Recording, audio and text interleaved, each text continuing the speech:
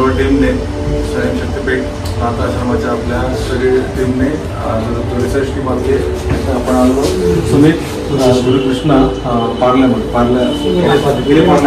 आपण आलो आणि या ठिकाणी वास्तूला व्हिजिट केले.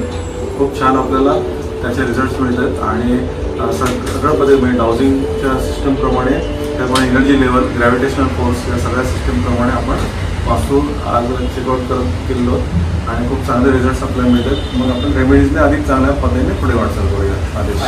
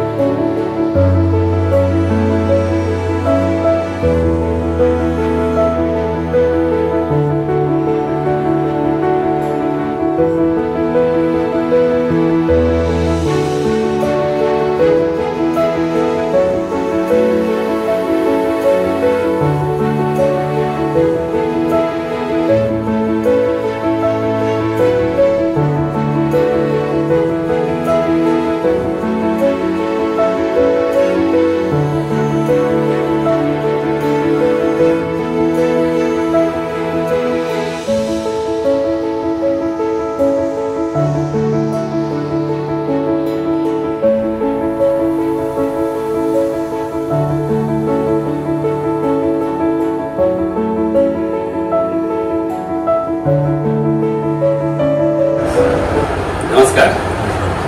राजू साळवी, राजू बाळकृष्ण साळवी, आमच्या सुमित गुरुकृष्णा 603 या फ्लॅटसाठी योगेश दादा आणि गुरुजी राजनाथ गुरुजी आणि त्याचे टीम सहकारी आज आपल्या इथे उपस्थित राहिले आणि त्यांनी त्यांच्याप्रमाणे जे काय मूल्यांकन केलेलं आहे त्याबद्दल मी राजू साळवी आणि संजय लब्धे यांच्याबद्दल त्यांचे अत्यंत आभारी आहे. ही जी सुमित गुरुकृष्णा बिल्डिंगमध्ये जो फ्लॅट घेतलेला आहे त्याच्या आधी ही जी जुनी बिल्डिंग होती त्याच्यात 2009 पासून कोर्ट केसेस वगैरे चालू होतात, तरी आम्ही फ्लॅट घेतलेला तो. आणि त्याच्यानंतर मग 2 वर्ष आली, आम्हाला वाटलं की होईल रिडेव्हलपमेंट पण काय 4-5 वर्ष काय 21 पर्यंत तरी म्हणजे काय हल्ली हालचालच दिसत नव्हती, अशी काय वाटत होती. मग आम्ही गुरुजींना भेटलो आणि त्यांना विचारलं काय करू, आम्ही काय करू, ठेवू की काढू. म्हणजे अक्षरशः एक वेळ असं वाटलेलं की गिराईक टोकन घेऊन आलेले पैसे की घेऊ की नको शेवटी गुरुजी बोलले नाही थांबा, होणार काम होणार. आणि मग शेवटी त्यांना टोकन आम्ही घेतलं नाही, थांबलो आणि मला 6-7 महिन्यानंतर सगळे म्हणजे ते म्हणतात फासे फिरून झाले आणि ॲटोमध्ये आज बिल्डिंग तयार झाली.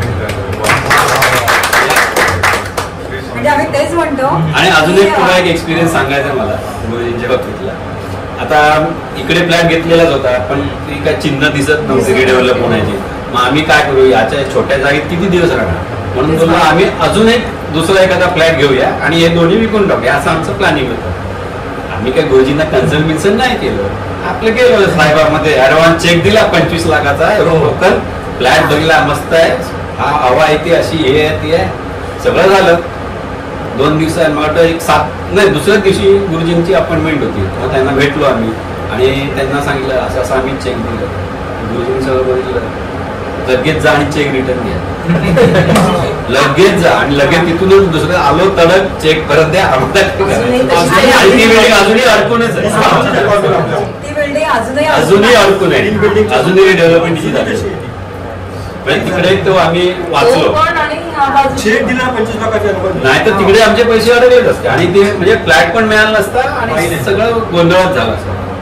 म्हणजे गुरुजींची कृपा होती शेवटी आणि वाचलो आम्ही त्याच्यातून.